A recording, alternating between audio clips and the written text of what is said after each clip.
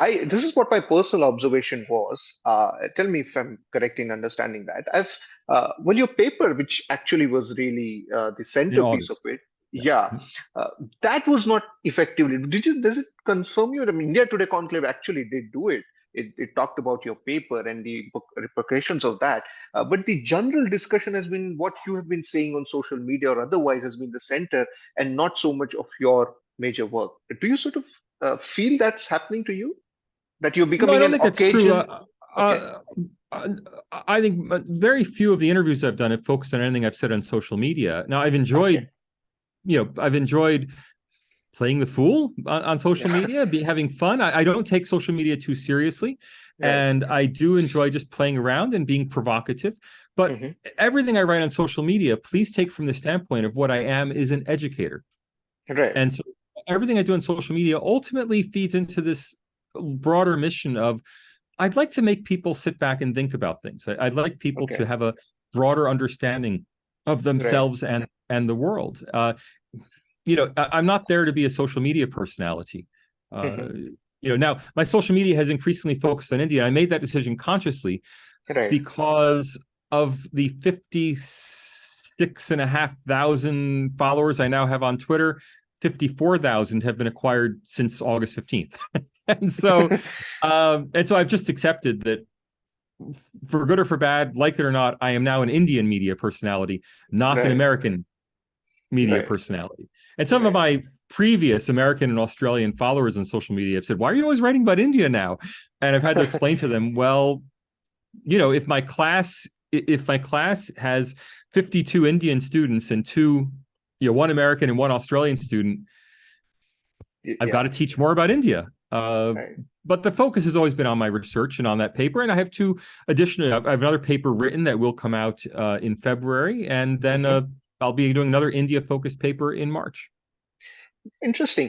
Which is what also very interesting for me in terms of your paper and then what follows after that in public discourse. You getting endeared to a few antagonizable art. In fact, this is also a lot of our viewers would find surprising. You say Shekhar Gupta and Karan Thapar were your initial prisms to look into India, and a lot of people accuse you of being a bhakt. But this is what is the nature. It has become very polarized. At least someone like me who's been studying Indian politics for last almost a decade or more than that, we see that polarization creeping in. Maybe probably because of social media, where you can see certain shriek voices coming in. But do you see that polarization very strongly as well? In terms of you have also criticized for someone using very strong terms like majoritarian, and then there are people who say that everything is fine. Obviously like every time truth lies somewhere between, but do you see that polarization as a problem in Indian public discourse? No, I think what India needs is more polarization.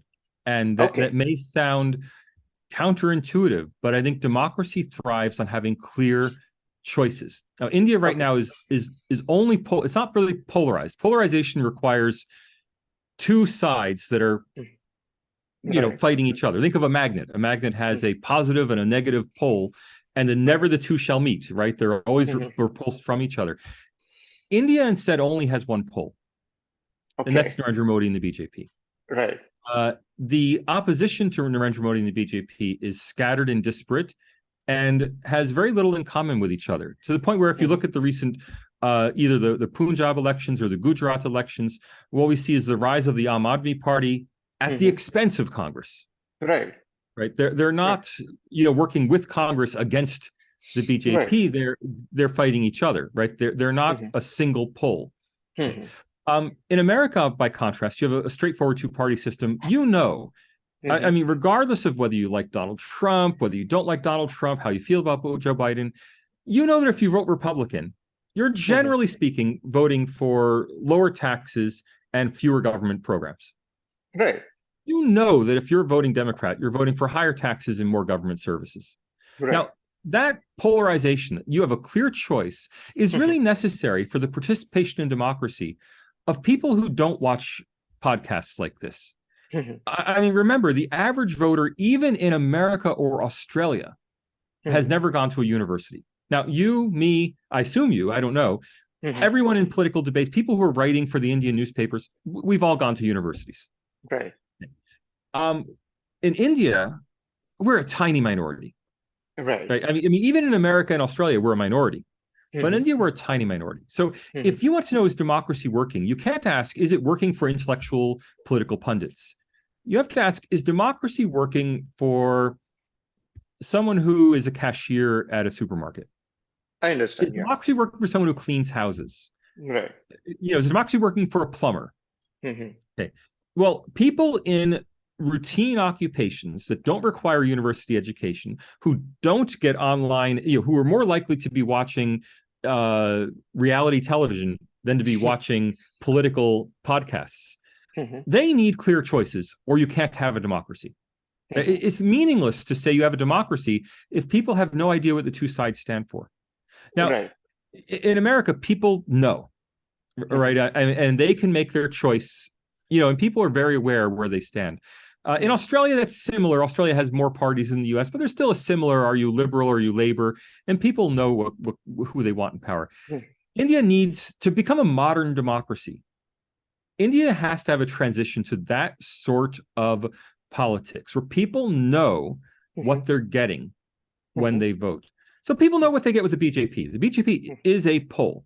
The Hmm. BJP is made very clear. You vote for us, you get a unified country. So get rid of Article 370. Hmm. Have the CAA. Have the National Register of Citizens. You get nationalism, a Hmm. identity that here are the borders, and within those borders, they're Indians, and outside their borders, you're not Indians. You get nationalism. That's the BJP brand. Right. You also get e-government, right? So you Hmm. get things like electronic welfare cards. So they're pro-poor policies Hmm. uh, that are delivered via e-governance. So you get basically a corporate approach, Hmm. a private sector approach to government services. Right. You know what you get with the BJP. Do you know what you get with the others? Hmm. With most other parties, either what you get is we hate the BJP, Right. or what you get is vote for me, I'm the same caste as you, Hmm. or vote for me, I'll protect Muslims, Hmm. or vote for me, I have a family name that you recognize. Hmm. There isn't a coherent political opposition. Now, Aam Aadmi Party has been creating a coherent political Okay. opposition. Okay. Based it appears on a program of welfarism, of bringing kind of like the U.S. Democratic Party in many ways, reducing the salience of the market in people's lives. Hmm. And maybe the Aam Aadmi Party could in the future be an alternative poll.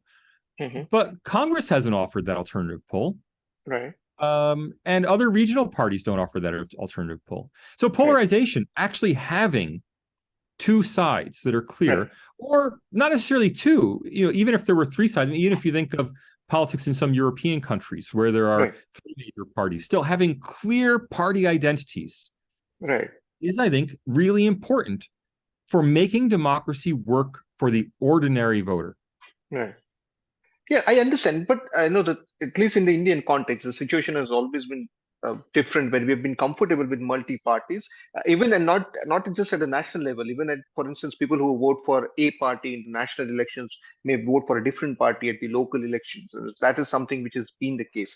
But when I say polarization, and something which you pointed out, I think unwittingly, is that this has the polarization has been pro and anti government in terms of the it's not necessarily giving an policy alternative but the Yeah. government alternative. So you can, like you said, that there's even if you look at the voting share of the BJP, even in 2019 when they came up with more votes, they still have not crossed 50%, which means the more than half of the country Yeah. is scattered around the rest of the people. It's a matter of time when someone else would actually The galvanize. BJP in 2019 didn't even get half of Hindus, Yeah, in half of Hindus, which is not even half of Hindus, just short. as in Yeah. the nature of politics allows this kind of diversity in terms of, like you said, caste, religion, and what have you. But essentially, with regards to uh, which is not substantive, but something which is visible, is that the nature of the discourse that we see on social media or everywhere else, something that you probably also encountered, is that when you take a position which could be purely a policy position, but you are immediately labeled as something and something else. For instance, like you said, you've been labeled as a bhakt, which you may not be, but because you have taken a particular position and is identified as one of the position, you have branded as someone. Yeah. That kind of polarization, did you? Because I sort of want to bring to one of your Twitter spats with one media critic website where you're not happy the way they had edited the video. Sure. Yeah, and would this incidents like this? Do you think this is the it is Look, that's not they're polarization. That's just incivility. I mean, okay. let's not confuse the two. But when I say polarization and the immaturity of the Indian political system, let me Hmm. remind you that in Indian elections, Hmm. party votes Hmm. swing incredibly. Yes, they Incredibly. A do. party can get 30% of the vote and then go down to 10% of the vote in the next Hmm. election. And Hmm. I think that's very indicative of the fact that parties don't have strong identities. Hmm. So people aren't necessarily committed to those parties. I mean, if you think about again, let me give you the example of the US. The Republican Party in the United Hmm. States is now 170 years old. The Hmm. Democratic Party is 200 years old. Hmm. Britain's Tories are 300 years old. Right. Britain's Labour Party is 130 years old.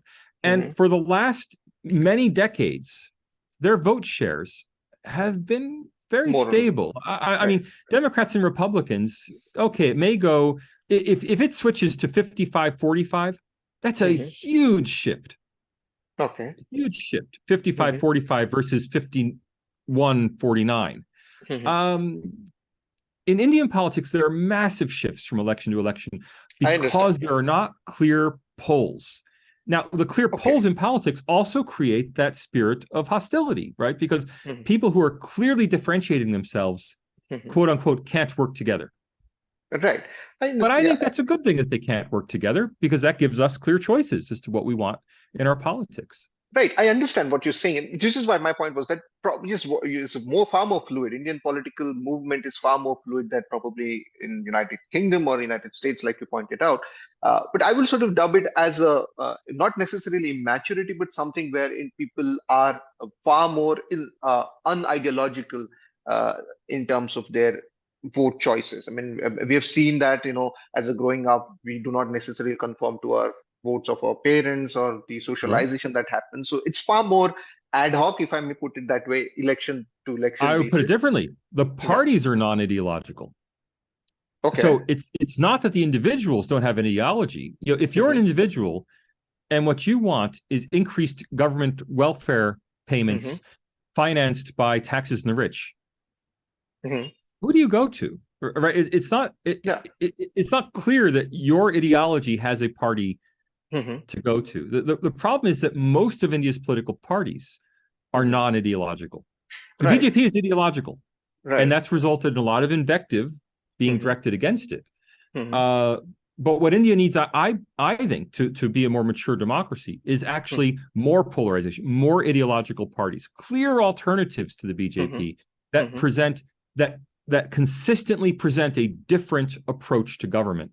Hmm. That people can say, I don't like the BJP approach. I prefer the No, some I other understand. party. Yeah, which I agree with you. There's ideological space is different, but the reason why I said that individuals are less, I think the Indian ideological space is far more connected. Unlike Western democracies about economy, it is far more centered around caste and what kind of government freebies. So Indian conservative space is almost absent in economy. Even BJP will see is not. Uh, with all its reformist agenda begin with has not been as reformist as they should have been. So I think the conservative space is, or the general ideological space in Indian context is far different, which I think I'll sort of look at as an alternative ideological model and not necessarily as a maturity. But I'll just come to the next point, which I think I want to sort of talk about in so far as the public discourse is concerned. Uh, you've like you talked about a lack of civility in some of the context, and in do you think it also because it's Indian public discourse space is a little too willing to identify with certain camps? This is something as someone like us who want to sort of objectively understand India. By reading ourselves, we are likely to be labeled as someone which we don't want to. We want to sort of objectively understand India. We may end up being favor of someone and against someone, but uh, is there a little too willingness to camp people? And now what we say is that to get into cancel culture have you sort of recognized that trend? I mean, cancel culture is a trend coming out of the Anglo-American world that is, has Hmm. become global. But honestly, no. I mean, I continue to take the contrarian view that there's too little of Right. this in Hmm. India, and I don't mean too little of the. Let's face it. We were talking about the News Laundry interview. I don't mean too Right. little of unprofessional, non-journalistic organizations. I mean, it was shocking to me that the News Laundry interviewer told me Mhm. emphatically he is not a journalist. And it's like, Right. well, then what are you? you know. Yeah. So the yes, there might be the occasional oddball organization that is very unprofessional, but Hmm. the actual having people who represent strong points of view. I told you, for example, that I listened to Karan Thapar. Karan Hmm. Thapar presents a strong, consistent viewpoint. And Hmm. if you were to go, like I know if I were to go on his show, and Karan, if you're listening, I'd love to come on your show. I love if you go on Karan Thapar's The Interview, you're going to get either a extremely friendly interview because he's very sympathetic to what you have to say, or you're Hmm. going to get an attack dog interview because he's opposed to it. And I don't see anything really wrong with that because it's Right. transparent, it's open, he's very civil, he's professional. Hmm. He is a serious journalist who has a strong ideological point of view, and I really think India needs more clear, strong ideological points of view. That doesn't mean they need lower levels of professionalism. It Okay. means that at the high level of professionalism, Indian politics, I think, would benefit from having a strong, clear opposition to the BJP Hmm. instead of the disparate sniping Hmm. of the BJP from various sides who don't really stand for much of anything on their own. Right. Uh, which is, I agree with you. I mean, you should always be sort of countered with your points. That's only we can either be far more convicted to our own viewpoints or the other way around.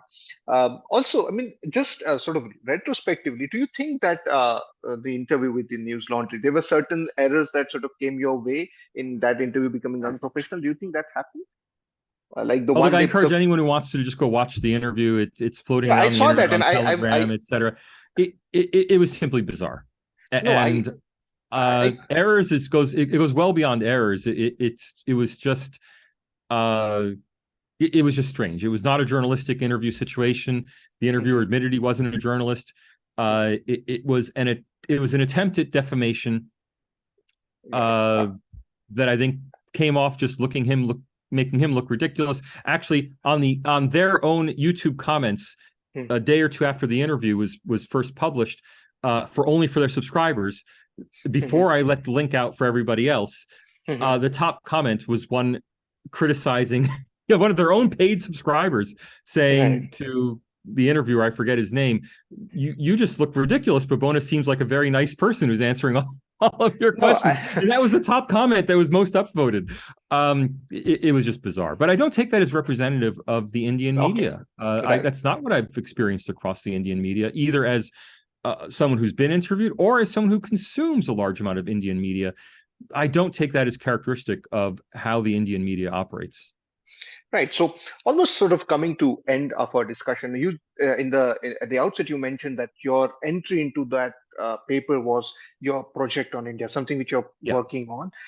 Would you like to sort of tell us what is your work basically focused on? Something because as someone as a student of Indian politics and democracy, I'm keen on, but also our viewers would be very interested to know about that. Sure, I came to India 5 or 6 years ago. Not literally, intellectually, Hmm. came to India with Hmm. the idea of studying India's economic transition. I had Okay. studied post-socialist transition economies before. I've spent a decade studying China's post-socialist transition economy, Hmm. and with access to China becoming increasingly difficult, I decided in the late 2010s that I really would start focusing on India. I co-authored a book on the BRICS economies where I wrote Yeah. the India chapter. I started following Indian economic statistics. I published several articles for outlets like Forbes and Foreign Policy Hmm. highlighting Indian economic data. Hmm. But I quickly came to the realization that the interesting story in India, at least for me, wasn't India's economic growth.